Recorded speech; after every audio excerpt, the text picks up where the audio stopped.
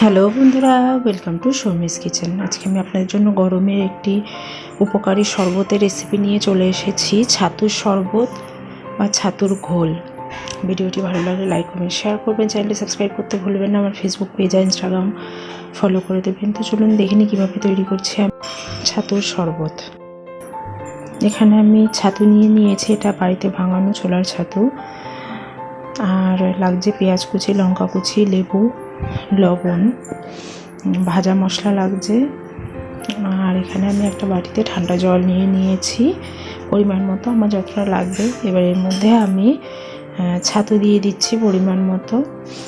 আপনারা যেরকম পরিমাণে খাবেন, যদি মনে হয় ছাতুটা ঘন ঘন শরবত খেতে পছন্দ করেন তাহলে বেশি করে দেবেন, যদি মনে করেন পাতলা খেতে পছন্দ করবেন তাহলে পরিমাণ অনুযায়ী কম দেবেন, সেটা আপনাদের উপরে নির্ভর করছে। তো আমি প্রায় 5 চামচ মতো ছাতু দিয়েছি, দিয়ে ভালো করে আমি এটা মিশিয়ে নেব চামচের সাহায্যে। এই যে আমার ছাতুটা ভালো করে মেশানো হয়ে গেছে। আমার কাছে এই থিকনেসটা একদম ঠিক আছে, আমি অতিরিক্ত ঘন করব না। তারপরে এর মধ্যে আমি একে একে দিয়ে দিচ্ছি পেঁয়াজ কুচি, লঙ্কা কুচি, পরিমাণ মতো লবণ।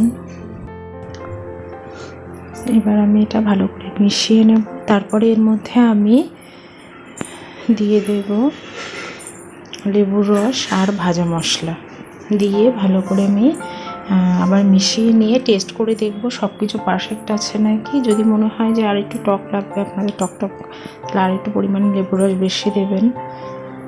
লবণ যদি মনে হয় যে আর একটু লাগবে লবণ দিতে পারেন। আমি আবার বিট লবণ দিয়েছিলাম সবার শেষে, দিয়ে ভালো করে মিশিয়ে নিয়েছিলাম।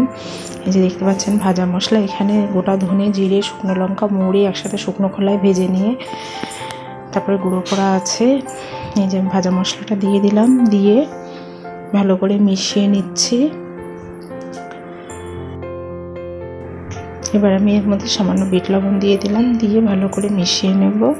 তাহলে আমার রেডি হয়ে যাচ্ছে ছাতুর শরবত বা ছাতুর ঘোল। আমি এবার এই ছাতুর শরবতটাকে একটা গ্লাসে সার্ভ করে নিচ্ছি। আমি উপর থেকে একটু ভাজা মশলা আর যে লঙ্কা কুচি ছিল দিয়ে দিচ্ছি উপর থেকে একটু। আমার রেডি হয়ে গেছে ছাতুর শরবত বা ছাতুর ঘোল। আপনারা এই গরমে কিন্তু এটা বাড়িতে ট্রাই করে দেখতেই পারেন, খুবই ভালো লাগবে। ভিডিওটি ভালো লাগলে লাইক কমেন্ট শেয়ার করবেন, চ্যানেলটি সাবস্ক্রাইব করতে ভুলবেন না। আবার অন্য কোনো দিন অন্য কোনো ভিডিও নিয়ে চলে আসবো। ধন্যবাদ।